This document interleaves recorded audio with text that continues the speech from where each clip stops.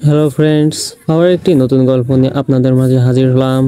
আশা করি গল্পটি ভালো লাগবে এবং নিত্য নতুন গল্প দেখতে চাইলে চ্যানেলটি সাবস্ক্রাইব করে রাখুন। ফার্স্ট উইথ রোমান্স, জোরপূর্বক রোমান্স, পর্ব 3। এই জীবনে কি চিন্তা রাজ্য তার পিছু ছাড়বে না? বোঝ হওয়ার পর পড়াশোনার টেনশন, মা বাপের আদরের দুলালি হয়ে কি হবে? সাফ করে বলে দিয়েছিলেন, আদর আদরের জায়গায়, পড়াশোনা পড়াশোনার জায়গায়, কোনোটারই যাতে জায়গা বদল না হয়। আর যদি হয় তাহলে সামনের মোড়ে থাকা পঙ্গু ফকির আলীর সাথে বিয়ে দিয়ে দিবে। একে তো বুড়া বেটা, তার উপর হাত পা নাই। রাস্তার পোলাপান কমিশনে ফকির আলীর ঠেলাগাড়ি ঠেলতেও আর সে ভিক্ষা করত।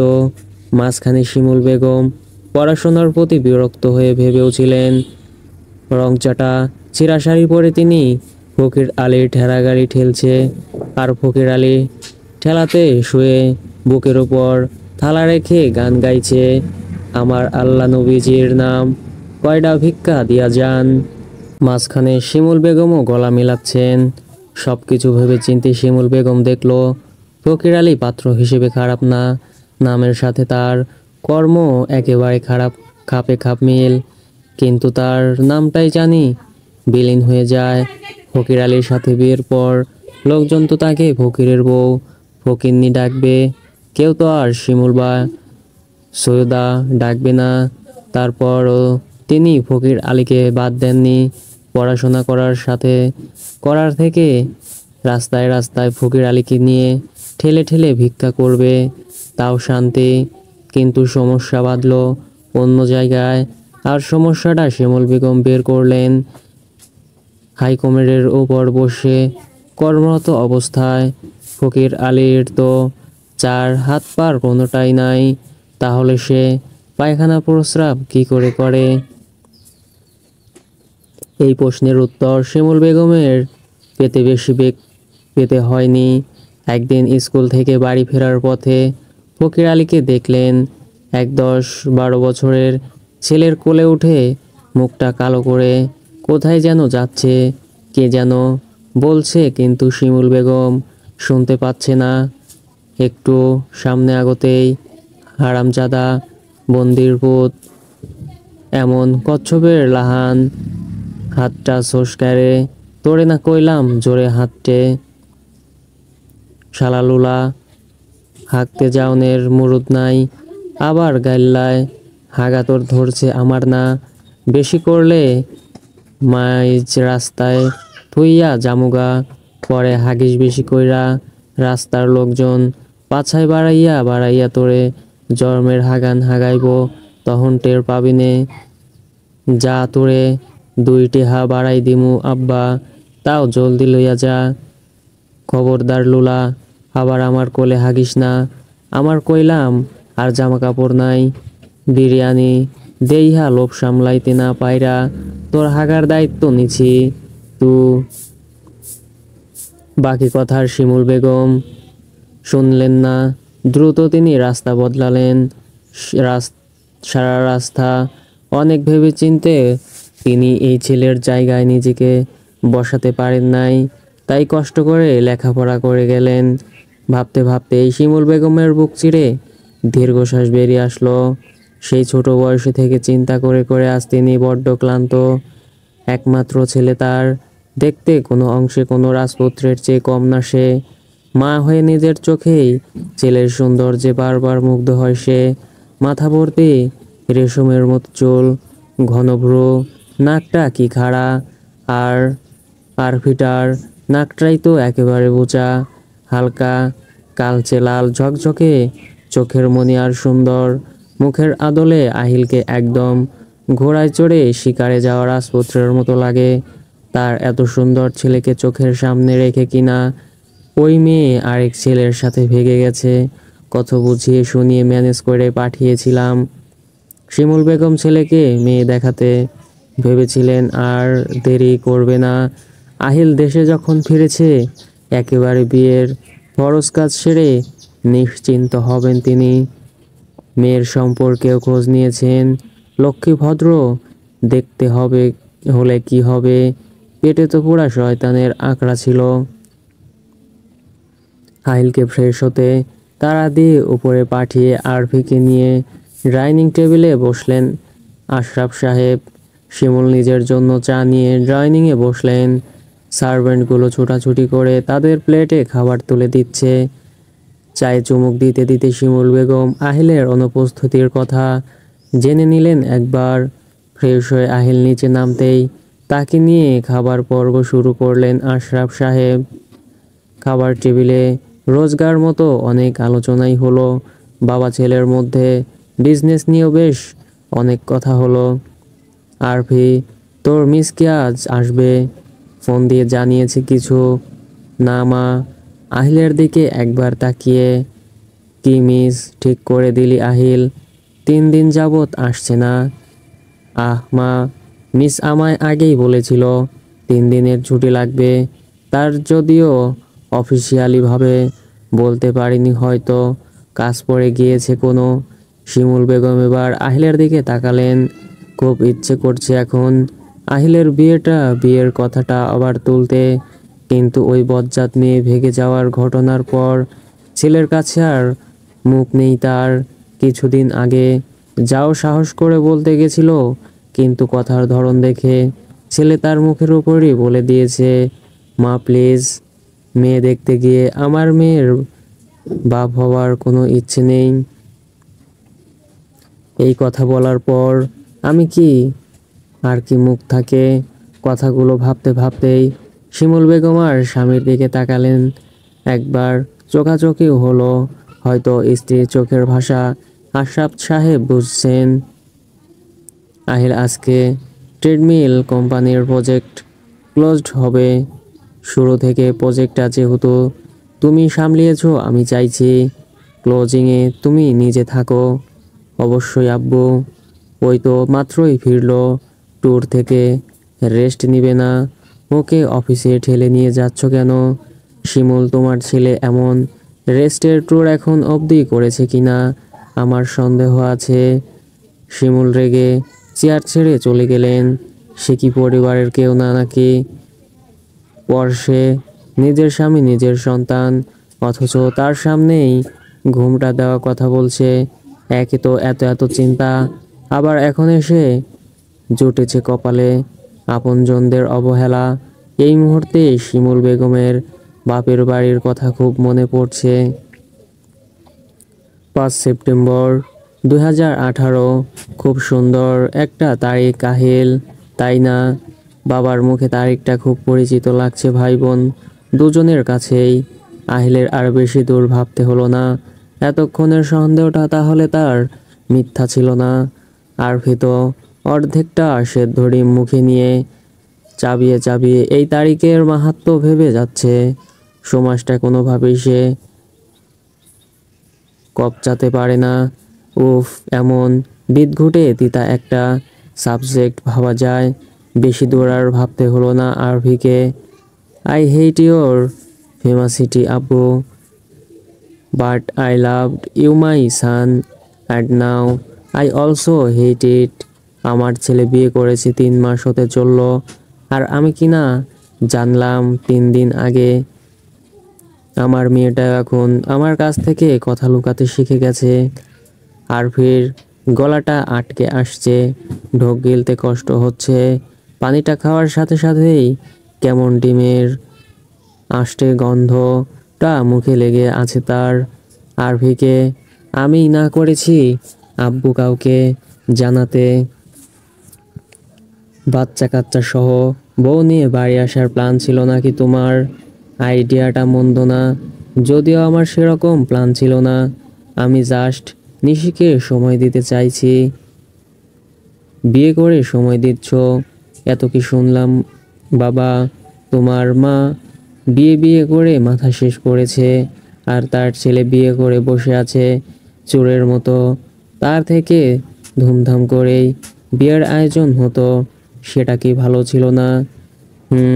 তুমি ধুমধাম করে বিয়ের আয়োজন করো, আমি বর সেজে বরযাত্রী নিয়ে রওনা হই, আর এদিকে কোণে পালিয়ে যাবে। হ্যাঁ আব্বু। ভাইয়া তো মিসকে জোর করে ধরে বেঁধে বিয়ে করেছে। হোয়াট? কি শুনছি আহিল? আব্বু যা শোনার ঠিকই শুনেছ। আর হোয়াট বলেই লাভ নেই, বিয়েটা হয়ে গেছে। And it's a true. This is a crime Ahil. No আব্বু, love it's not a crime, and my love is too much childish about herself. That's why I take him my side and give him some time. উঠছো যে, breakfast তো কিছুই করলে না। I am done আব্বু। কি করে করবে নাস্তা আহিল? 3 দিনে পিচ্চিটাকে নিজের পাশে বসিয়ে খাইয়ে দিয়ে অভ্যাসটা যে তার একেবারে বাজে হয়ে গেছে। খাবারের সামনে বসলেই বুকের ভেতরটা কেমন যেন ছ্যাদ করে ওঠে। এই অবস্থায় গলা দিয়ে খাবার নামানো খুব মুশকিল। খুব সকালের দিকে ঘুমের জন্য চোখ মেলাটা নিশির খুব দায় হয়ে পড়ে। কিন্তু গত পরশু ঘুমের ট্যাবলেট খেয়ে ঘুমানোর দরুন ছানা 26 ঘন্টা ঘুমিয়েছে সে, যার উপহার স্বরূপ আজকের এই সুন্দর সকালটা। হাঁটতে হাঁটতে নিশি একটা পার্কে ঢুকে পড়লো।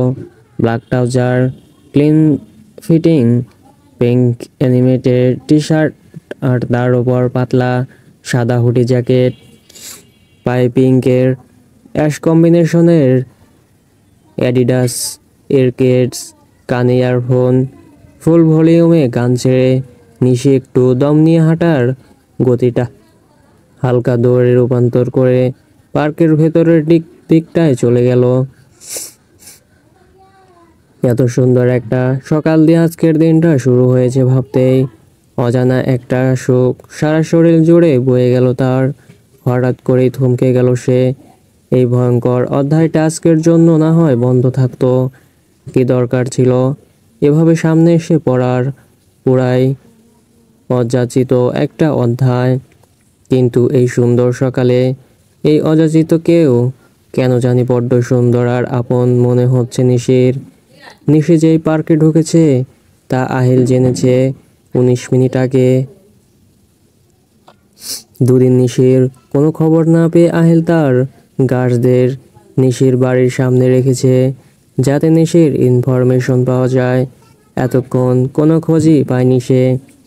দৌড়াতে তার চোখের ঘুম উধাও। ভোরের দিকে ফ্রেশ হয়ে এসে বেডে শোয়ার পর যখন ঘুমিয়ে পড়েছিল বলতে পারবে না আহিল। ফোন পেয়ে যে অবস্থায় ছিল সেভাবেই ছুটে এসেছে সে এখানে। হোয়াইট প্যান্টের সাথে ডার্ক চকলেট কালারের একটা শার্ট তার ফর্সা তামাটে গায়ের রঙের সাথে বেশ মানিয়েছে। এই ছেলে যা পরে তাই মানায়। আচ্ছা, ছালা কেটে শার্ট বানিয়ে পরালেও কি মানাবে? শার্টের নিচের দিকটা কেমন দলা পাকিয়ে আছে, হাতাগুলো ভাঁজ করে কোনোই অবধি তুলে রাখা, কলারটা উপর নিচ হয়ে আছে। নিশি একটু এগিয়ে গিয়ে আহিলের কলারটা ঠিক করে দিল। নিশি নিজেই অবাক নিজের কাজে, যার থেকে সে শত অজস্র মাইল দূরে থাকতে চায় সে আজকে তার দিকেই। চোখগুলো কি ভয়াবহ শান্ত দৃষ্টি দিয়ে তাকিয়ে আছে নিশির মুখের দিকে। নিশি একটা ঢোক গিলে পিছিয়ে গেল। ভেবে দেখলাম তোমার পেছন পেছন ছোটা আমাকে মানায় না। Now it's like a prestigious issue for me. তাই আমি ঠিক করেছি এখন থেকে সব বাদ। তাই বিয়েটা করে ফেলেছি। সত্যি বিয়ে করেছেন আপনি? এতদিনে একটা ঠিক ডিসিশন নিলেন। কবে করেছেন বিয়ে? আমাকে দাওয়াত দিতে এসেছেন বুঝি? এই তো একটু পর। পাশে একটা কাজে অফিস আছে, সেখানে। কি বলেন? এই 7 সকালে বিয়ে? পাত্রী কি সেখানেই নাকি? তবে যত যাই বলি আজকের সকালটা বেশ বিয়ে করার জন্য বেস্ট। পাত্রী আমার সাথেই যাবে একটু পর। আর দেরি করতে চাইছি না। আমি কিন্তু পাত্রীর পক্ষ হয়ে সাক্ষী দেব প্লিজ। সেটা না হয় গেলেই বোঝা যাবে। তোমাকে নিয়েই আসলাম। যাওয়া যাক। আমি এখানে আপনি জানলেন কিভাবে? আমার গার্ডসরা তোমাকে এদিকে দেখেছিল, তাই জানতে পারলাম। আর কথা বাড়াতে দিল না আহিল। নিশিকে নিয়ে চলে আসলো কাজী অফিসের সামনে। নিশির কেন যেন খারাপ লাগছে, কিন্তু কেন লাগছে বুঝতে পারছে না। আজকে থেকে তো আহিল নামক অধ্যায়টা চিরদিনের জন্য ক্লোজড। তাহলে এমন লাগছে কেন তার? কাজী অফিসে গিয়ে অবস্থা পুরো উল্টো। ফারাজ বসে আছে, তার সাথে সুহানা বসে আছে। সুহানাকে আগে না দেখার দরুন নিশি তাকেই কোণে ভেবেছিল প্রথমে, পরে ফারাজ বেশ হাসি মুখেই নিশির ভুল ভাঙিয়ে দিল। কাজের দিকে তাকাতেই দেখা গেল আহিলের দুজন গার্ড, জন আর মিয়ার দাঁড়িয়ে আছে কাজের পেছনে। কাজী সাহেব মুখ কচমচ করে তার চেয়ারে বসে আছে। সুহানার দিকে চোখ যেতেই নিশির খারাপ লাগাটা বেড়ে গেল। মেয়েটা মডেল হিসেবে একেবারে খুঁতহীন পারফেক্ট। কি সুন্দর শাড়ি পরে ঝকঝকে হয়ে আছে তার সে নিজে, ঘামে ভিজা মর্নিং ওয়ার্কসের ড্রেস পরে। সকালে বাড়ি থেকে বের হওয়ার সময় তো চুল বিরন দিয়ে ঝুঁটি করে বের হয়েছিল, এতক্ষণে কাটা চুলগুলো খুলে মুখের উপর চলে এসেছে। সুহানার দিকে যতবার তাকাচ্ছে ততবারই নিশির কান্না পাচ্ছে। ছবি তোলা হবে, এক সময় পেপারেও বের হবে, হবে না কেন? এত বড় বিজনেসম্যানের ছেলের বিয়ে, বরকনের পাশে দাঁড়িয়ে ছবি তুললে সে ছবি যেই দেখবে সেই নিশিকে দেখে বলবে এ কোনো রাস্তার পাগল এসেছিল বিয়েতে। কথাগুলো ভাবতে ভাবতেই নিশি মনে মনে বিলাপ করে কাঁদতে শুরু করলো। আবার কান্নাটা থেমেও গেল আহিলের কুচকানো শার্ট আর এলোমেলো চুল দেখে। যার বিয়ে তারই যখন সাজের বানাই নাই, তাহলে গেস্ট হয়ে তার এত সাজার কি দরকার? ফারাজ এতক্ষণ বসে ঝিমুচ্ছিল বেচারা। ভোরের দিকে ওটি শেষ করে বাসায় গিয়ে ঘুমানোর আধা ঘন্টার মধ্যেই আহিলের ফোনে এখানে চলে এসেছে। তার ঘুমটা কেটে গেছে আহিলের কথায়। আহিল, বিয়ে শুরু করুন কাজী সাহেব। নিশি, কিন্তু কোণে তো এখনো এলো না। আহিল, বিয়ে পড়ানো শুরু করলেই কোণে বের হবে। কাজী কোণের মাথায় কাপড় দিতে বলেন। আহিল নিশির জ্যাকেটের হুডিটা টেনে দিল। নিশির অবাকের শেষ সীমায় পৌঁছানোর আগেই কাজী সাইনের জন্য তাড়া দিল। Sign it Nisho, I said sign it. আহিলের ধমকে নিশির সাইন হলো, মালাবদল হলো একে একে, সবার সাথে ছবিও তোলা হলো। সোহানা সবার আগে ছবি তোলার কাজ শেষ করে চলে গিয়েছে। আহিলের কোলে সে ফটো সেশনের কাজ অর্ধেক করে এখানে চলে এসেছিল। ফারাজ কয়েকটা ছবি তুলেই আবার চেয়ারে বসে ঝিমুচ্ছে। আহিল নিশিকে নিয়ে কয়েকটা সেলফি তুলে নিল। সবশেষে নিশির কপালে চুমু খেয়ে গলা থেকে ফুলের মালা খুলে রেখে তাকে বাড়ির রাস্তার মোড়ে নামিয়ে দিয়ে গেল। সবকিছু স্বপ্নের মতো লাগছে তার কাছে। গিয়েছিল লাফিয়ে লাফিয়ে নিজের বিয়ের সাক্ষী দিতে। 5 সেপ্টেম্বর 2018 সোমবার। বাড়ি ফিরে নিশি সবার প্রথমে ঘড়ি দেখেছিল 9টা 47। ভালো না খারাপ সময়ের সূচনা তা নিশি ধরতে পারছে না। মনে হচ্ছে সব কিছু এখানেই থেমে যাক, না হয় সে অদৃশ্য হয়ে যাক। আর অতীতে ডুবে থাকতে পারল না নিশি। দরজায় কে যেন টোকা দিচ্ছে। অনেকক্ষণ যাবৎ নাজমুল ইসলামের দরজার সামনে দাঁড়িয়েছিলেন। ভাবতে ভাবতে অনেকটা সময় তিনি দরজার সামনে পার করে দিলেন। বেশ কিছুক্ষণ ধরে মেয়ের দরজার কড়া নেড়ে যাচ্ছে তিনি, কিন্তু ভেতর থেকে কোনো সাড়া পাওয়া যাচ্ছে না। আমি আম্মি আম্মি করে রাখতেই নিশি ভেতর থেকে দরজা খুলে দিল। কি করছিলে আম্মি? কখন থেকে ডাকছি? আমি তো ভাবলাম ঘুমিয়ে পড়েছো কি না আবার। না বাবা, ঘুমাইনি, বসেছিলাম। তারপর কেমন কাটালে 3 দিন? ভালো বাবা। আহিলার তোমার মাঝে কি হয়েছে আম্মি? নিশি এক পলক তার বাবার দিকে তাকিয়ে আবার আগের মতোই দৃষ্টি স্থির করলো। তোমাকে নিয়ে বের হওয়ার আগেই আহিল আমাকে ফোন করে পারমিশন নিয়েছিল। তার কথায় আন্দাজ করেছিলাম কিছু একটা হয়েছে তোমার আর তার মাঝে। কিছুটা সময় তোমাদের দরকার ভেবেই আমি পারমিশন দিয়েছিলাম, আর আরভিকে দিয়ে তোমার মাকে ম্যানেজ করিয়ে নিয়েবে সে আশ্বাস আহিল আমাকে দিয়েছিল। সব কিছু ঠিক আছে তো আম্মি? বাবার প্রশ্ন শুনে নিশি নিশি ড্রেসিং টেবিলের সামনে থেকে উঠে বাবার বুকে মুখ লুকিয়ে তার পাশে বসে পড়ল। নাজমুল সাহেবও পরম যত্নে মেয়েকে আগলে ধরে মাথায় হাত বুলিয়ে দিচ্ছেন। বাবা বল আম্মি। আচ্ছা বাবা, আমার প্রতি ওনার ভালোবাসাটা কি তোমার মতো নাকি মায়ের মতো? তোমার ভালোবাসাটা আমার বুঝতে হয় না বাবা, তুমি আমাকে অনুভব করিয়ে দাও। কিন্তু মায়ের ভালোবাসাটা আর বলতে পারলো না নিশি। এখন আর একটা শব্দ করাও ওর পক্ষে সম্ভব না। কান্নাটা মুহূর্তেই বড্ড বেমানান। আমি তোমার প্রতি আহিলের ভালোবাসাটা ঠিক আহিলের মতোই, না আমার মতো, না তোমার মায়ের মতো।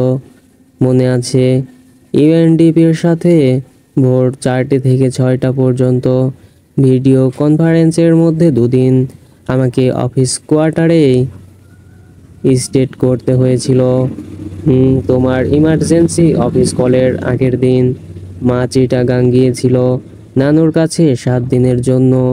ভিডিও কনফারেন্সের দিন সকালে তোমাদের বিয়ে হয়েছিল। আহিলের সাথে এর আগেও আমার একবার সামনাসামনি কথাও হয়েছিল তোমাদের বিয়ের ব্যাপারে। সেদিন আমি ওর কথায় অনেকটা অবাক হয়েছিলাম। আহিলের পরিবার সম্পর্কে তোমার ফুপা আমার সাথে কথা বলেছিলেন।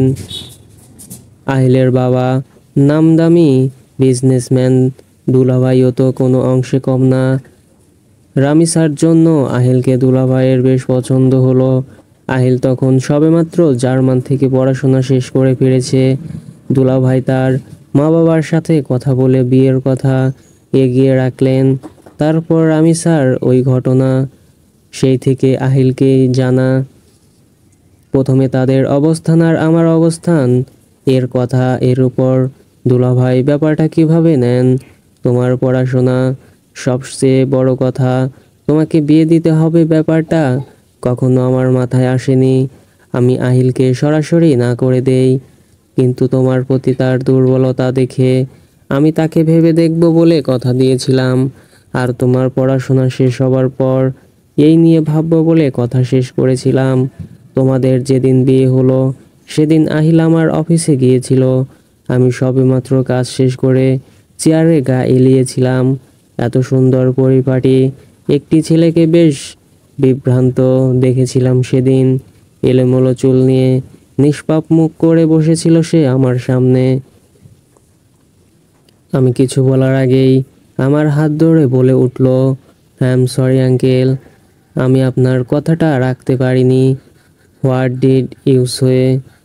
আঙ্কেল, আমি নিশাকে কিছুক্ষণ আগে বিয়ে করেছি, বাট এতে নিশির কোনো দোষ নেই, সে কিছুই জানতো না। বিলিভ মি ইউ রাস্কেল, আমার মেয়ে কোথায়? এত বড় সাহস কি করে হয় তোমার? নিশিকে আমি আপনার বাসায় রেখে এসেছি। 2 দিন ধরে নিশির কোনো খোঁজ আমি পাচ্ছিলাম না। কোথায় কোথায় ওকে খুঁজেছি তা আমি নিজেও বলতে পারবো না। 2 দিন ধরে আমার গার্ডসরা আপনার বাড়ির সামনে, তারাও কিছু বলতে পারছিল না। আজ সকালে ওকে হাঁটতে বের হতে দেখা মাত্রই তারা আমাকে খবর দেয়। আমারও কি হয়েছিল আমি জানি না, ওকে ধরে এনে বিয়ে করে ফেললাম। এই 2 দিনে আমার যতবার মনে হয়েছিল আমি ওকে হারিয়ে ফেলেছি, ততবারই আমি ওর প্রতি আরও কয়েক গুণ বেশি দুর্বল হয়ে পড়েছি। ও আমার মরণ বার হয়ে গেছে uncle. I can't imagine my existence without her. Nishi আপনার কাছেই থাকবে, এই বিয়ের কথা কেউ জানবে না। আপনি যেদিন বলবেন নিশিকে আমি সেই দিন পুরো দুনিয়ার সামনেই আমার করে নিয়ে আসব। সেদিন আহিলের কথাগুলো শুনে আমি এতটা অবাক হয়েছিলাম যে কখনো তার কলার ছেড়ে দিয়েছি নিজেই বলতে পারবো না। সেদিন আহিলের কথা, ওর ছলছল করা চোখ, তোমার প্রতি ওর ম্যাজেস্টি দেখে আমি স্পষ্ট বুঝেছিলাম তুমি সুখী হওয়ার জন্য আহিলের একার ভালোবাসাই যথেষ্ট। তোমার আর কষ্ট করে তাকে ভালোবাসতে হবে না। হয়তো আহিল তোমাকে ভালোবাসার কষ্টটাও কোনোদিন করতে দেবে না। বাবার কথায় সোজা হয়ে বসলো নিশি। এই কথাগুলো বাবা তাকে এতদিন বলেনি। তুমি আমাকে এগুলো এতদিন বলনি কেন বাবা? আমি দেখতে চেয়েছিলাম তুমি আমাকে কতটা লুকাবে কি না। কিন্তু আমি বাড়ি ফেরার পর তুমি গড় করে খুব স্বাভাবিকভাবেই কথাগুলো বলেছিলে। তোমাকে সেদিন আমার এতটাই স্বাভাবিক লেগেছিল যে মনে হচ্ছিল তোমার সামনে ঘটে যাওয়া কোনো কাহিনী আমাকে বলছো। All credit goes to your wife বাবা, because she'll teach me how impossible things takes as a possible বলেই নিশি আবার তার বাবাকে জড়িয়ে ধরে মুখ লুকালো। অভ্যাসটা চেপে ধরে ধরে বাজে অভ্যেস করে দিয়েছে একদম। নিশের অফিসের কাজের চাপে একদম বের হওয়ার উপক্রম হয়েছে আহিলের। সকালের না খাওয়া এখন মাথা চাড়া দিয়ে উঠেছে। দুটা স্যান্ডউইচ আর এক গ্লাস অরেঞ্জ জুস পেটে চালান করে দিয়ে আবার কাজে লেগে পড়লো। আশরাফ সাহেব একটার পর একটা মিটিং হ্যান্ডেল করে যাচ্ছেন। দম ফেলার ফুসরত পাচ্ছেন না আজকে। দুপুরের লাঞ্চ আওয়ার সেই কখন পেরিয়ে গেছে। আজকে বাড়ি ফেরে না শিমুলের হাতে ঘর ছাড়া হতে হয় তা ভেবেই ফুল এসি রুমে ঘাম ছড়িয়ে যাচ্ছে তার। বিকেলের দিকে আহিল ইমার্জেন্সি হেলিকপ্টার নিয়ে চিটাগাং পৌঁছে গেল তার বাবার সাথে কথা বলে। ডিলিংয়ের সব প্রোডাক্ট নিজ থেকেই শিপে উঠিয়ে দিয়ে আহিল রাত 12টার পর রিসোর্টে ফিরল। সারাদিনের ধকল এক নিমিষে ঝেঁকে ধরেছে এখন তাকে। কিন্তু এখন কোনোভাবেই সে ঘুমের কাছে সাড়ে দৌড় করবে না। গায়ের কোট আর শার্ট খুলে রেখে টি শার্ট আর ট্রাউজার নিয়ে ঢুকে পড়ল ওয়াশরুমে। কাঁধের ওপর তোয়ালে রেখে বা হাতে পেছনের চুলগুলো মুছতে মুছতে বিছানায় বসে এক কাপ কফি অর্ডার করলো। কিছুক্ষণের মধ্যেই অর্ডার বয় কফি নিয়ে গেল। পাশের বেড সাইড টেবিলেই নিজের ফোনটা নিয়ে সেন্সর দিয়ে লক করলেন। নিশির দুষ্টুমি করার একটা ছবি ভেসে উঠল স্ক্রিনে। ছবিটা কালোই তুলেছিল আহিল বনফায়ারের সামনে বসে। আহিলের জ্যাকেটটার বাড়তি অংশ টেনে টেনে কাক ভেজে সবার সাথে দুষ্টুমি করছিল। আবার কখনো মাথায় হুড়িটা সম্পূর্ণ টেনে চোখ ঢেকে খিলখিলিয়ে হাসছিল নিশি। ছবিখানা আহিল তখন তুলেছিল। এলোমেলো চুলগুলো গালের দুপাশে, হুডিটা চোখের নিচ পর্যন্ত টানা, শুধুমাত্র ঠোঁটগুলো দেখা যাচ্ছে। আগুনের সামনে বসে থাকায় সারা গায়ে লালচে হলুদ আবরণ খেলা করছে তার। এক দৃষ্টিতে তাকিয়ে আছে আহিল ফোন স্ক্রিনের দিকে। স্ক্রিনের ওপরে নিশির ঠোঁটগুলো স্লাইড করে যাচ্ছে সে। কি করছে এখন পিচ্ছিটা? ঘুমাচ্ছে নিশ্চিত। আহিলের খুব ইচ্ছে করছিল ছুটে চলে যেতে নিশির কাছে, আদর করে ঘুম ভাঙিয়ে দিতে। আজ সকালে ঘুম থেকে টেনে তোলার আগেই কি কান্না জুড়ে দিয়েছিল বাচ্চাদের মতো করে ঘুমের মধ্যেই। বারবার করে বলেছিল আরো ঘুমাবো, আরো ঘুমাবো। আহিল সে কথা কানে না নিয়ে টেনে তুলেছিল বলে উঠে বসে হাতের মাসেলের দিকটায় বেশ জোরে কামড় বসিয়ে দিয়েছিল সে। শাওয়ার নিতে গিয়ে দাঁতের দাগগুলো চোখে পড়েছিল আহিলের। কথাগুলো ভাবতে ভাবতে আনমনেই ভেসে উঠল আহিল। কফিটা চুমুক দিতে দিতে বেককালিনের দিকে এগিয়ে গেল আহিল। বেশ ঠান্ডা পড়েছে ঢাকায়, যদিও এখনো গরম বলা চলে। সেখানে দাঁড়িয়ে কফিটা শেষ করে রুমে ঢুকলো। নিশিকে ফোন দিতে গিয়েও কিছু একটা ভেবে ফোন দেয়নি আহিল। বিছানায় গা এলিয়ে দেওয়া মাত্রই নিশিকে দূরে রাখার কষ্টগুলো ঝেঁকে ধরলো তাকে। পিচ্চিটাকে বুকে নিয়ে ঘুমানোর অভ্যেস হয়ে গেছে তার। কালকেও তো পিচ্চিটাকে বুকে নিয়ে জড়িয়ে চেপে ঘুমিয়েছিল আহিল। সারা রাত মেয়েটা ছটফট করেছে ছেড়ে দেবার জন্য। এভাবে চেপে ধরলে ঘুমাতে পারবে না ম্যাডাম। এ কি এক অভ্যাস? জড়িয়ে ধরলে নাকি ঘুমানো যায় না? না ঘুমাতে পারলে নাই, এভাবেই জড়িয়ে ধরেই ঘুমাবো আমি। এতে কোনো নো এম্প্রোমাইজ। কথাগুলো ভেঙচি কেটে বলে নিজেই হেসে উঠল আহিল। রাত বাড়ছে, তার সাথে সাথে নিশিও ঝেঁকে বসছে আহিলের অন্তর আর রেইনে। তার সাথে সাথে নিশিকে কাছে পাওয়ার যন্ত্রণাটাও পাল্লা দিয়ে বাড়ছে। এই মুহূর্তে ঘুমটা তার বড্ড প্রয়োজন, না হলে এখান থেকে সোজা মেন্টাল হসপিটালে গিয়ে উঠতে হবে তাকে। আয়নায় নিজেকে দেখে খুব রাগ হচ্ছে নিশির। কাল রাতে প্রতিদিনকার অভ্যাসের মতো 3/4 স্লিভলেস গেঞ্জি পরেছিল। সে রাতে তেমনভাবে খেয়াল করেনি নিশি, এর জন্য অভ্যাসটা ফুল নিকট জামা নিয়ে এসেছিল। ইস কি করেছে ফাজিল, বদের বদ। একবার সামনে পাই সবগুলো চুল ছিঁড়ে হাতে ধরিয়ে দিব। আমি এখন বাইরে যাব কি করে? নিশির রাগে ফুঁসছে। বেটা ফাজিল, গাড়িতে ঘুমের মধ্যেও চুমু খেয়েছে, ভেবেছে আমি বুঝিনি।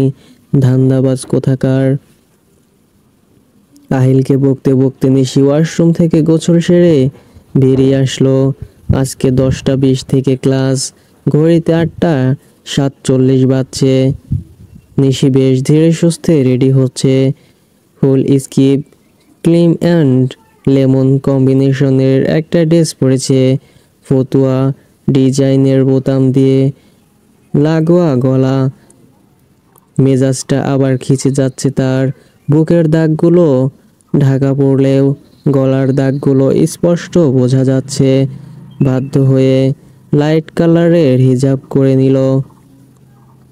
ব্যাগ গুছিয়ে ফোন ঢুকিয়ে ডাইনিং থেকে 2টা জ্যাম লাগানো ব্রেড হাতে নিয়ে খেতে খেতে বেরিয়ে পড়লো কাজের মেয়েটাকে দরজা লাগানোর তাগাদা দিয়ে।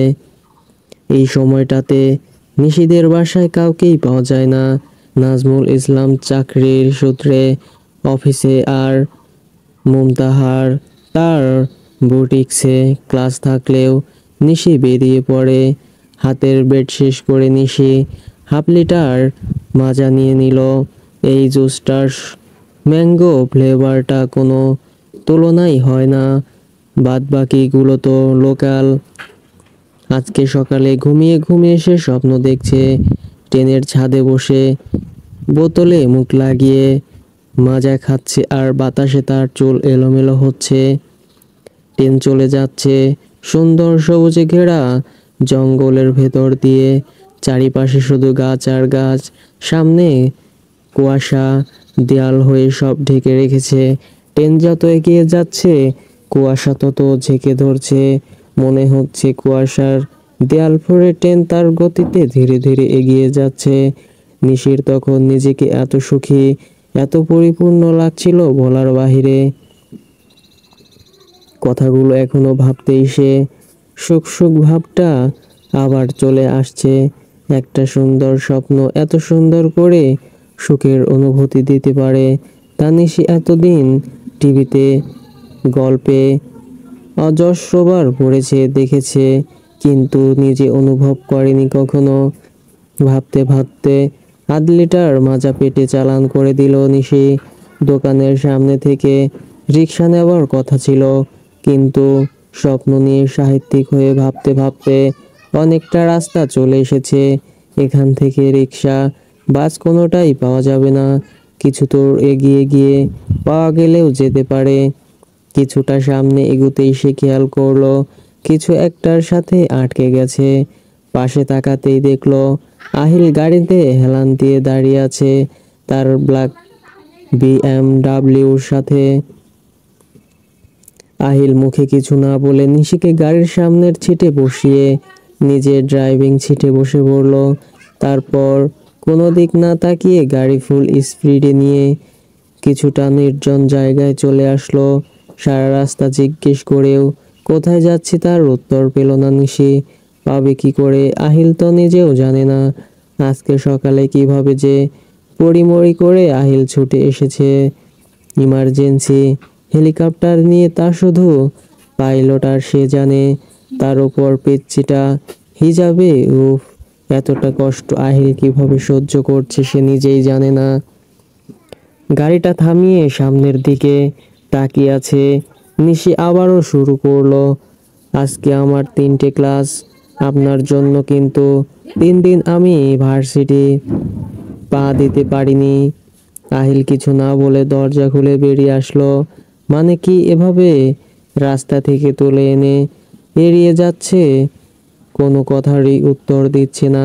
পাশে তাকাতেই দেখলো নিরিবিলি একটা জায়গা, গাছগাছালি ভর্তি। সামনে মনে হয় দিঘি আছে, স্পষ্ট বোঝা যাচ্ছে না। কয়েকজন আশেপাশে কাজ করছে। আহিলকেও দেখলো, নিশিকাকে যেন ফোন করছে। গাড়িটা ভেতর থেকে লক করে গেছে। অসভ্যটা, গ্লাসগুলো এতক্ষণ খোলা ছিল, এখন সব তুলে দিয়ে গেছে। চাইলেও সে বের হতে পারবে না। এত মেজাজ খারাপ হচ্ছে বলার বাহিরে। কিছুক্ষণ পরেই দেখা গেল যারা কাজ করছিল তারা আহিলকে সালাম দিয়ে চলে যাচ্ছে। নিশি ড্যাব ড্যাব করে তাকিয়ে তাকিয়ে দেখছে। হঠাৎ করে আচমকা আহিল নিশিকে সামনের সিট থেকে বের করে এনে পেছনের সিটের দরজা খুলে নিজে বসে নিশিকে কোলের উপর টেনে নিল।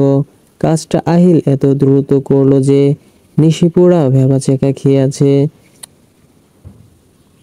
আহিল নিশিকে মুখোমুখি বসিয়ে নিশির হিজাবটা খুলে গলার দুপাশে হাতের 4 আঙ্গুল ডুবিয়ে দিল। তার বৃদ্ধাঙ্গুলি রাখলো দুপাশের গালে। কাল রাতের যন্ত্রণাটা আবার মাথাচাড়া দিচ্ছে তার। দোহাতের বৃদ্ধাঙ্গুলগুলো নিশির ঠোঁটে খেলা করছে। কাল রাতে এই ঠোঁটগুলোই তো যন্ত্রণায় পুড়িয়েছে তাকে। সব কিছু ভুলে আহিল ডুব দিল নিশির ঠোঁটে।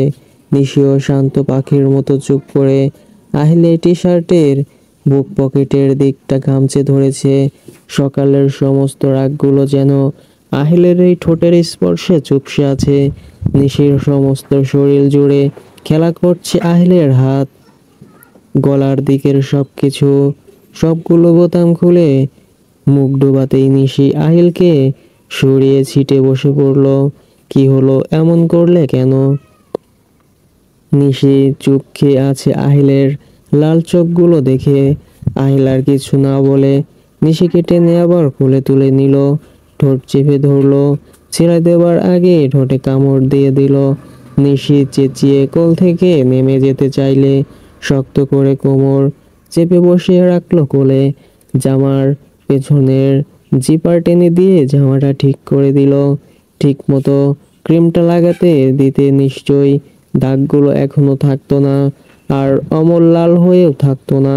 নিশির জামার বোতামগুলো লাগাতে লাগাতে বলল, সব সময় শুধু আমার দোষ ধরা। এগুলো তো আমায় বাড়ি পৌঁছে দেবার দিন সকালে করেছেন আপনি। একদম বাজে। তোমার মতো বউ কপালে জুটলে বাজে, না হলে মরতে হবে বলেই নিশির নাকে নাক ঘষে দিল। নিশি কিছু না বলে গাল ফুলিয়ে আহিলের বুকে পিঠ ঠেকিয়ে তার কোলের বসে রইল। আহিল নিশির বুকের পাঞ্চ ক্লিপটা খুলে দিতেই ভেজা চুলগুলো আহিলের কাঁধের উপর পড়ল, আর তার সাথে সাথে চুল থেকে টপ টপ করে পানি তো আছেই। এতক্ষণে আহিল নিশির জামা আর সেলোয়ারের পিটার কোমর ভিজার কারণ বুঝতে পারল। সে বলবে, কে বলবে একদিন আগে মাত্র জ্বর থেকে উঠেছে উনি, ছুট পেয়েই আবার নিজের মতো চলা শুরু করে দিয়েছে। নিশিকে কোল থেকে নামিয়ে ছিটে বসিয়ে দিল আহিল। গোসলের পর মাথার চুল মুছে নি কেন? কি হলো, চুপ করে আছো কেন? ক্লাসের দেরি হয়ে যাচ্ছিল তাই নাকি? হাফ লিটার মাজার বোতল হেলে তুলে রাস্তা দিয়ে হেঁটে হেঁটে খেতে গিয়ে দেরি হয়নি? নিশ্চুপ। কি হলো, কথা বলছো না কেন? জ্বর সেরে একদিন পার হতে না হতেই বারবার করে বলেছিলাম জল না ঘাটাতে। কিছু বললে হু হা করে কাটিয়ে দিবে, করবে সেটাই যা ওনার মন চাইবে। কথাগুলো বলতে বলতেই আহিল তার ব্যাগ থেকে টাওয়াল খুলে নিল। হেলিকপ্টারে ঢাকা পৌঁছে ড্রাইভার থেকে গাড়ি নিয়ে নিশিকে পিক করলো, যার কারণে আর বাড়ি যাওয়া হয়নি তার। বেশি ভালোবাসি বলে আপনার কাছে আমি মাথা বেচে দেইনি, আর আদর করি বলে যে শাসন করা ভুলে যাব তা কিন্তু মোটেও ভাববেন না। কথা না শুনলে নিজের মর্জি মতো হেলায় ফেলায় চললে কিন্তু পিটিয়ে ভর্তা করে দিব, মনে থাকে যেন। টাওয়াল দিয়ে নিশির চুল মুছতে মুছতে বলল। আহিলকে আর কিছু বলতে না দিয়ে শক্ত করে জড়িয়ে ধরল নিশি।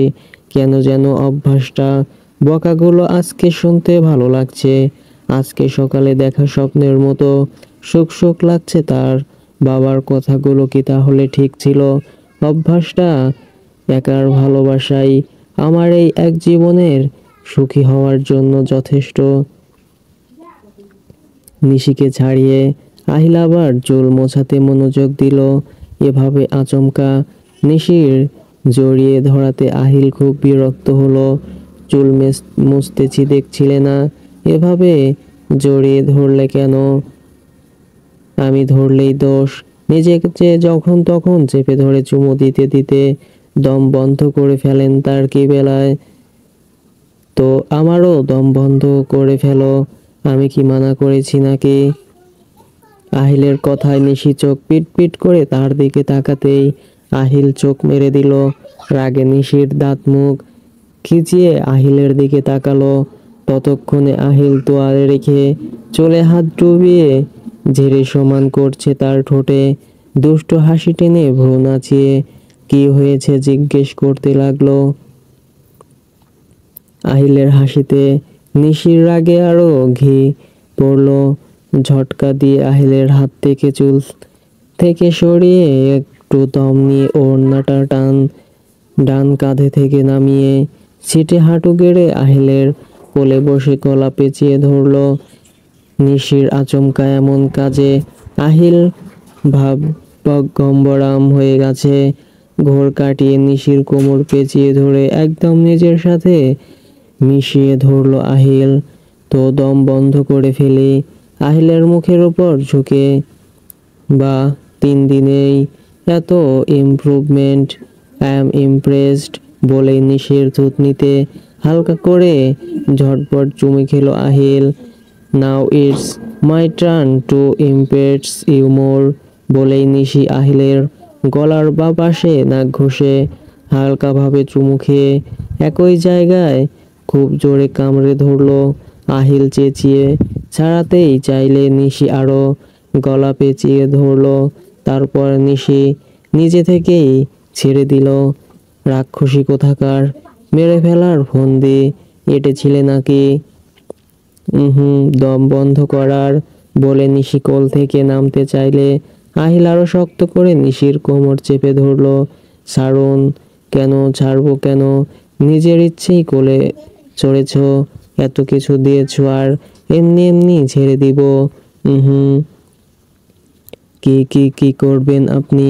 এখন কিছুই করব না, তবে কথা দিচ্ছি সময় সুযোগ মতো সুদে আসলে এমনভাবে ফিরিয়ে দিব যে অ্যান্টিবায়োটিক ক্রিম লাগিয়ে কেলাতে পারবে না। অবশ্য তুমি নিজে লাগানোর মতো অবস্থায় থাকবে কিনা সেটাও কথা। কথাগুলো বলতে বলতে আহিল নিজের বুকে গলার মুখ ডুবালো। নিশিও চোখ বন্ধ করে আহিলের দুপাশের কাঁধের টি শার্টের অংশটুকু আঁকড়ে ধরলো। কিছুক্ষণ পর আহিল নিশিকে ছেড়ে দিল। তুমি একটা ইডিয়ট, আই আই। নিশির দুবাহু ঝাঁকিয়ে কথা শেষ না করেই আহিল নিশিকে কোল থেকে নামিয়ে গাড়ি থেকে বেরিয়ে পড়ল। এই মেয়েটা দিনে দিনে তার ব্যক্তিত্ব মরিচা ধরিয়ে একদম শেষ করে দিচ্ছে। নিজের প্রতি এতটা নিয়ন্ত্রণহীন তো সে কখনো ছিল না। না, এভাবে চললে নিশিকে এতদিন দূরে রাখা তার পক্ষে সম্ভব হবে না। অভিমানী চোখের জলগুলো অবাধ্য হয়ে নিশ্চিহ্নে আঁখি পল্লব হতেই ঝরে পড়ল নিশির। বড্ড অভিমান হচ্ছে আহিলের ওপর। কেন হচ্ছে? নিশির ইচ্ছানুসারে যে অভিমানটা এখনো বড্ড বেমানান, তাহলে কেন? দরজাটা খুলে দিতেই তাদের চোখাচোখি হয়ে গেল। মিষ্টি হেসে আহিল নিশিকে গাড়ি থেকে নামিয়ে সিট থেকে নিশির ওড়নাটা নিয়ে নিল। ওড়নাটা গায়ে সুন্দর করে পেঁচিয়ে দিয়ে হাঁটতে হাঁটতে নিশিকে নিয়ে দিঘির সামনে চলে গেল। বিশাল দিঘিটা ভালো করে না দেখলে যে কেউ এটাকে প্রথম দেখাতে নদী ভাববে। দিঘিটার বেশ অনেকটা মাঝখান পর্যন্ত গোলাকার ব্রিজের মতো। আহিল নিশিকে সেখানে নিয়ে পাশাপাশি দাঁড়িয়ে বা হাত দিয়ে আগলে রাখলো। নিশি আহিলের হাতখানা ছাড়িয়ে সামনে রেলিং ধরে দাঁড়িয়ে পড়লো। আহিল ফোন দিয়ে কোথায় যেন চলে গেল, আবার ফিরে এসে দিঘি পেছনে দিয়ে রেলিংয়ের ভর দিয়ে নিশির দিকে মুখ করে তাকালো। কাল তোমার স্ট্যাটিস্টিক আর ইকোনমিক্স ক্লাস 7:45 থেকে 9:50 পর্যন্ত। আজকের শিডিউল টিচারদের সাথে। কি স্যার কেন আমাকে রিপিট ক্লাস করাবে সেটা তোমার ভাবতে হবে না। আমি এত সকালে উঠতে পারবো না। তোমাকে জানিয়েছি তোমার মতামত চাইনি।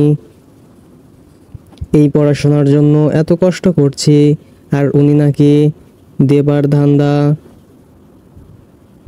ও হ্যালো, ক্লাস আজকে ছিল আর আমি অল টাইমে ক্লাস অ্যাটেন্ড করতাম, আর আপনি আমাকে তুলে আনলেন কেন? নিজের কোমরে দুহাতে দুপাশে হাত চেপে স্বামী সেবা করতে নিয়ে আসছে। ও নিশু, যা লাগছে না তোমাকে? এখন যদি শাড়ি পরে কোমরে হাত গোজা থাকতো, পোড়াই একেবারে গিন্নি বন্যা হয়ে যেত। থাক, আর পড়া লাগবে না তোমার।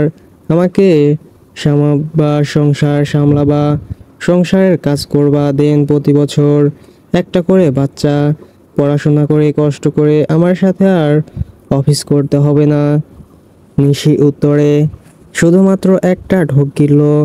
অসভ্যটা কি বলছে এসব? প্রতি বছর একটা করে বাচ্চা? এত বাচ্চা কিভাবে সামলাবে সে? জীবনটা কি হসপিটালের অতীতেই কেটে যাবে নাকি তার? নিশিকে নিয়ে আহিল বিকেলের দিকেই ফিরল। আরফিকে পড়ানোর জন্য বাড়ির গেটের সামনে নামিয়ে দিয়ে গেল। 3-4 দিন মিস হয়ে গেল। মাও অনেকবার প্যাচ প্যাচ করছে এই ব্যাপার নিয়ে। ছোটবেলা থেকেই আহিল দেখে এসেছে পড়াশোনার ব্যাপারে অনেক স্ট্রিক্ট তিনি, অথচ নিজে ছোটবেলায় পড়াশোনা করবে না। দাদানের দেওয়া শর্ত মোতাবেক ফকির আলীকে বিয়ে করতে রাজি হয়েছিলেন, অথচ এখন কি আমল পরিবর্তন। নিশি বাড়িতে ঢোকার পরেই শিমুল বেগম তার মুখের ভান্ডার নিয়ে বসেছেন। এতদিন তিনি এই কথা কিভাবে যে চেপে রেখেছেন তা তিনি নিজেও বলতে পারবেন না। তার বর্তমানে প্রধান এবং প্রধান সমস্যা হচ্ছে তার ছেলে বিয়ে করছে না। তিনি মুখ ফুটে বিয়ের কথা বলতেও পারছে না। আমার কি সোনার টুকরা ছেলে মাগো, লাখে একটা। হ্যাঁ, সোনার টুকরা না কয়লার টুকরা, লাখে একটা বজ্জাত আর অসভ্য আপনার ছেলে। মনে মনে কথাগুলো বলে নিশি শুধু হেসে গেল। ভাগ্য করে এমন বর পাওয়া মুশকিল, বুঝলে নিশাত? আন্টি নিশাত না, নাতাশা। এত ভাগ্য আল্লাহ আমায় কেন দিল?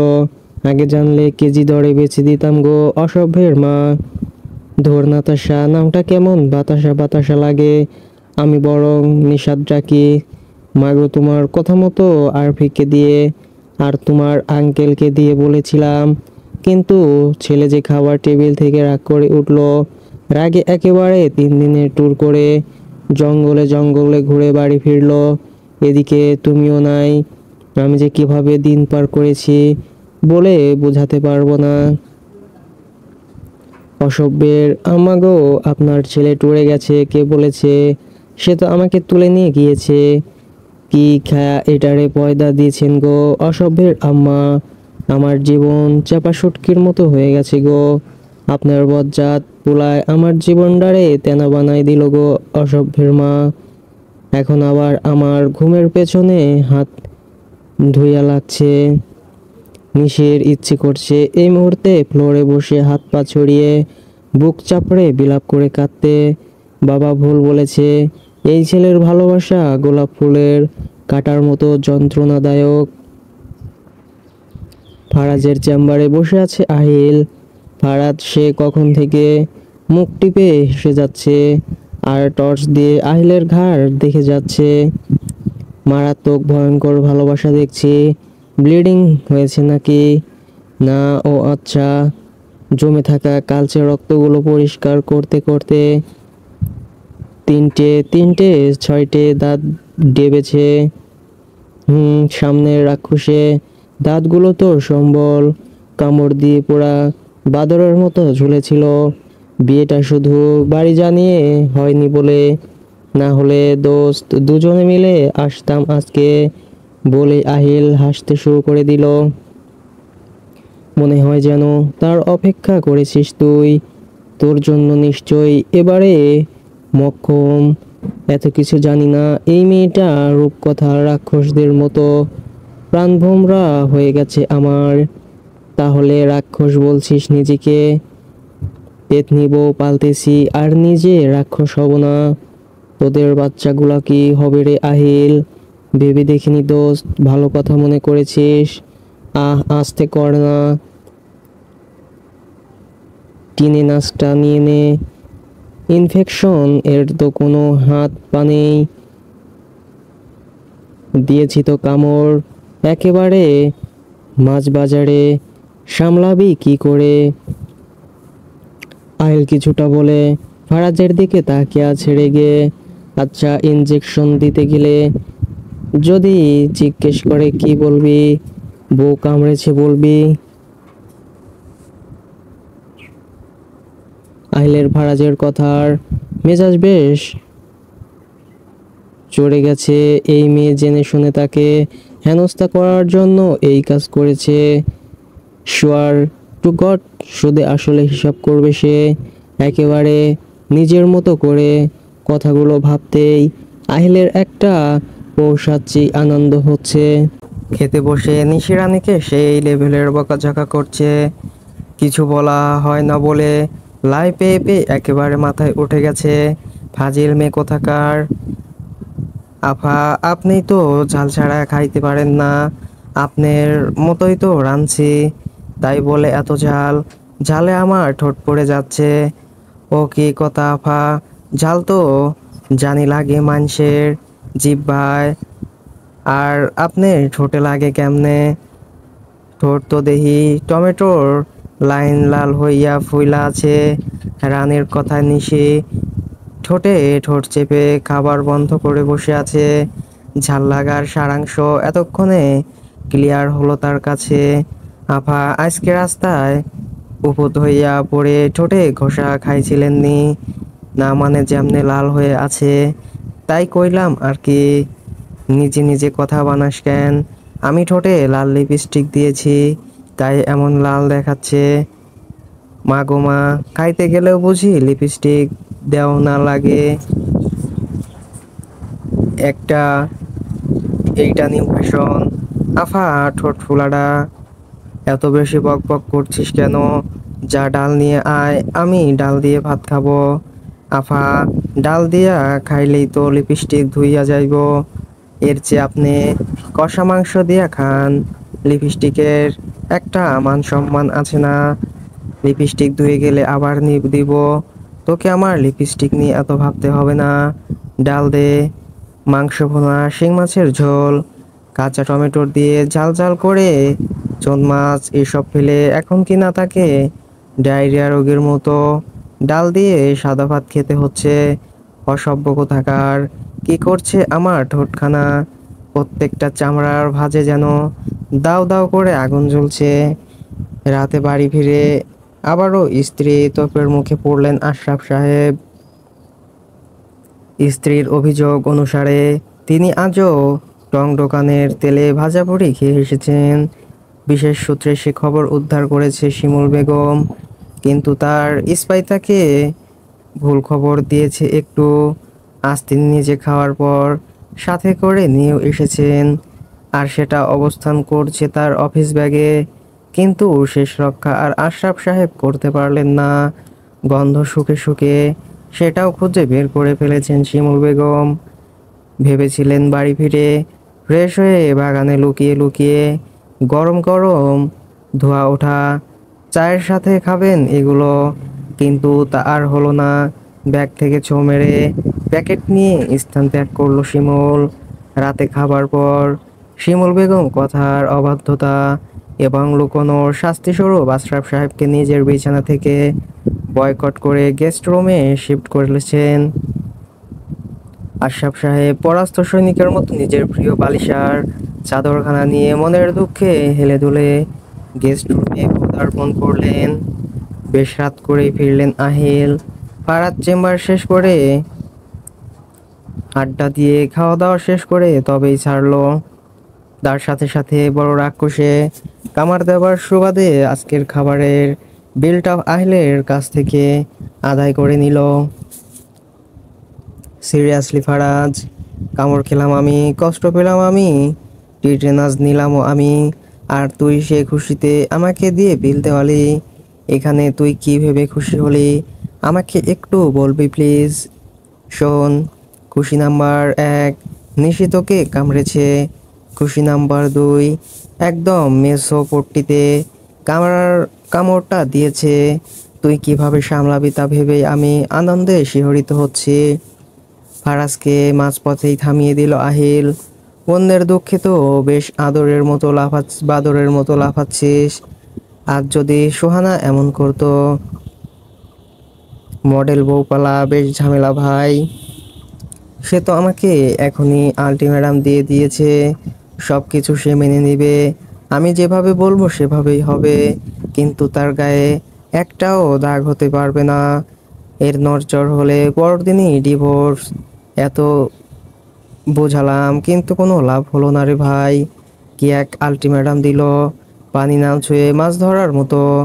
এটা কি সম্ভব বল? আহিলের বেশ মজা লাগলো ফারাজের দুঃখে। সে তো হাসতে হাসতে কুটি কুটি প্রায়। তাহলে তো বলতে হচ্ছে আমার আনাড়ি পিচ্চি বউটাকে নিয়ে আমি বেশ সুখে সংসার করছি। চল এই খুশিতে তোকে আবার খাওয়াই। কিন্তু ফারাজ এবার রাজি হলো না। আহিল তো নিজের কষ্ট মিটিয়ে ফেললো, তার কষ্টগুলো মনে করিয়ে দিয়ে। ফারাজের কাছ থেকে ফিরতে ফিরতে আহিল ফোনে ব্লুটুথ সেট করে ড্রাইভিং সিটে বসে নিজের নাম্বার ডায়াল করে গাড়ি স্টার্ট দিল। 3বারের মাথায় নিশি ফোন রিসিভ করে ঘুমের ঘোরে কি গাইগুই করলো কিছুই বোঝা গেল না। আমার বাচ্চাগুলার জানি কি হাল হয় আল্লাহই জানে। এই মেয়ে যে হারে ঘুমায়, সারাদিন অফিস করে দেখা গেল আমাকেই বাবু কোলে নিয়ে বসে থাকতে হচ্ছে। তুমি আরো কয়েক বছর আগে কেন পৃথিবীতে আসলে না নিশু? তাহলে তো এত সমস্যা হতো না, তোমাকে ছেড়ে আমার এভাবে থাকতে হতো না। নরম বিছানাটা হঠাৎ করে শক্ত লাগছে কেন? রাতে তো নিজের রুমে নিজের বিছানায় ঘুমিয়েছিল। চোখ খুলতেই ওটির লাইটের আলোতে চোখে গিয়ে বিঁধল কয়েকজন ডাক্তার কি যেন কথা বলছে নিশির পেটের কাছটায় দাঁড়িয়ে। নিজের দিকে তাকাতেই দেখলো নীল রঙা পোশাক পরে আছে সে। কখন পরলো এগুলো? এখানে কিভাবে আসলো?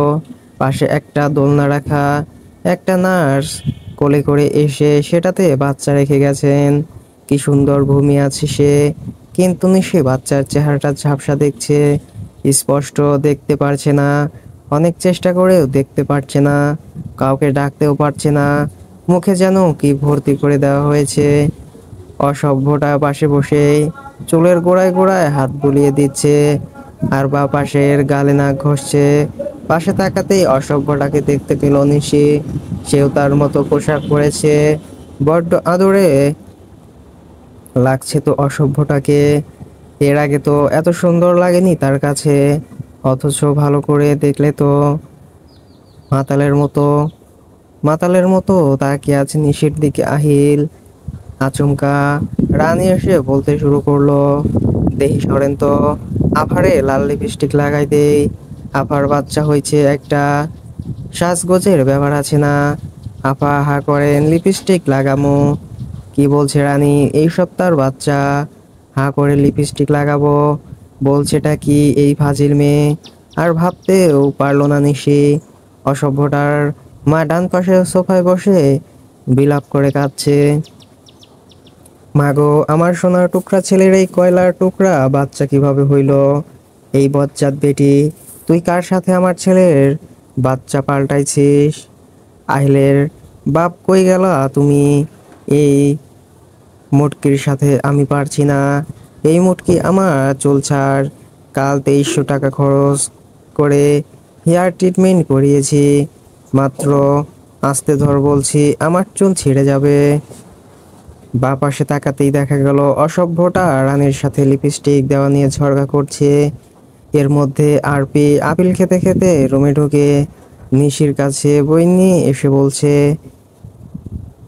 মিস হামদ, কবিতা বুঝিয়ে দাও না, আবার ভুলে গেছি। এর মধ্যে দোলনায় রাখা বাচ্চাটা চিৎকার জুড়ে দিল। নিশির দম বন্ধ হয়ে আসছে। এত চেঁচামেচি আর নিতে পারছে না সে। নিঃশ্বাস নিতে বেশ অসুবিধে হচ্ছে।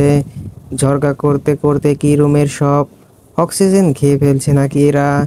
এই অসভ্য জঙ্গলিগুলো ছাড়াও যে রুমে আরো একজন আছে সেদিকে কোনো খেয়াল নেই। আর পারছে না। শ্বাস একেবারে বন্ধ হবার উপক্রম। বিছানার ওপর ধরফরিয়ে বসে জোরে জোরে শ্বাস নিচ্ছে নিশি। খুব অদ্ভুত রকমের বাজে একটা স্বপ্ন দেখে এসেছে। কপাল থেকে গাল বেয়ে টুপ টুপ করে ঘাম পড়ছে তার। সারা গা ঘামে চেপ চেপ করছে। এভাবে আর ঘুমানো যাবে না।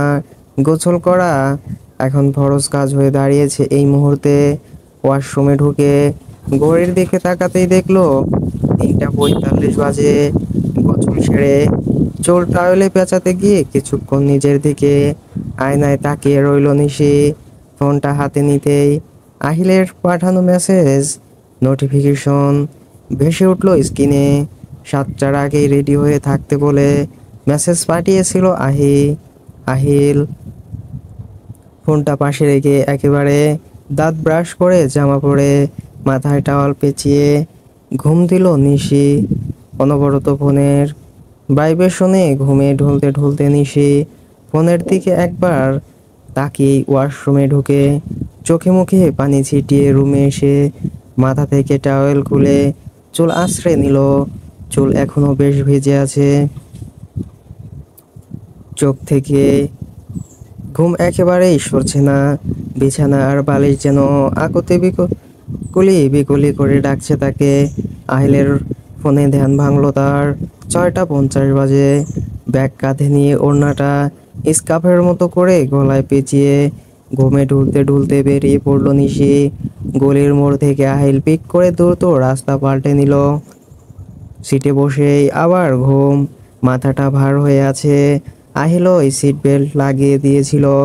বেশিক্ষণ চোখ বন্ধ করে থাকতে পারলে না নিশি। ভেতর থেকে দলা পাকিয়ে বমি আসছে তার। নিশি সিট থেকে উঠে বসতেই জানালার কাজ গলিয়ে মাথা বের করে কড়কড় করে বমি করে দিল। কতক্ষণে আহিল গাড়ি সাইড করে থামিয়েছে। গাড়ি থেকে বের হয়ে নিশির দিকের দরজা খুলে দিল। তারপর ওয়াটার পথটা এগিয়ে দিল। সকাল সকাল কুসুম গরম পানি পেটে পড়তেই আরেক দফা বমি হয়ে গেল নিশির। বেশ জোর করেই অনেকটা পানি খেয়ে নিল আহিল নিশিকে। গাড়িটা থামলো গিয়ে আহিলের অফিসের সামনে। নিশিকে নিয়ে আহিল নিজের কেবিনে চলে আসলো। ফ্রাইডে হওয়ায় আহিল অফিসে টিচারদের আসার ব্যবস্থা করলেন।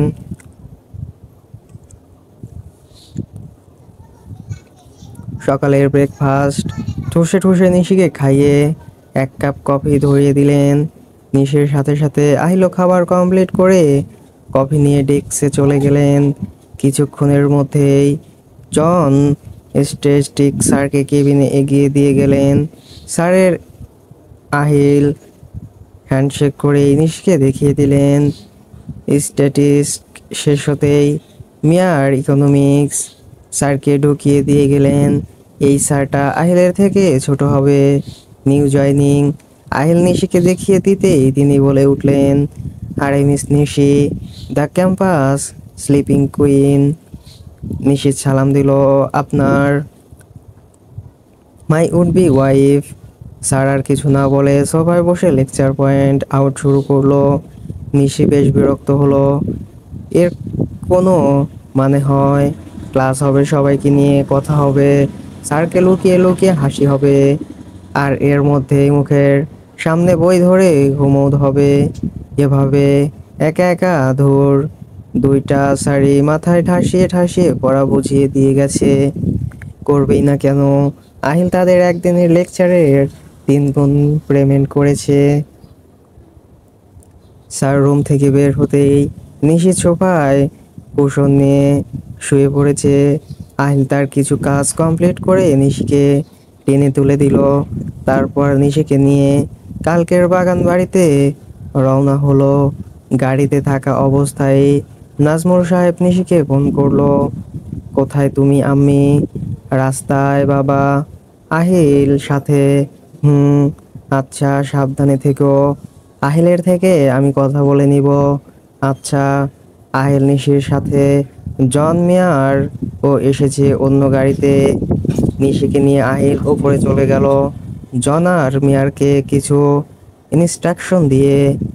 সো ফ্রেন্ডস, গল্পটি কেমন লাগলো অবশ্যই কমেন্ট করে জানিয়ে দিন, এবং নিত্য নতুন গল্প দেখতে চাইলে প্লিজ চ্যানেলটি সাবস্ক্রাইব করে রাখুন। এতক্ষণ সাথে থাকার জন্য ধন্যবাদ।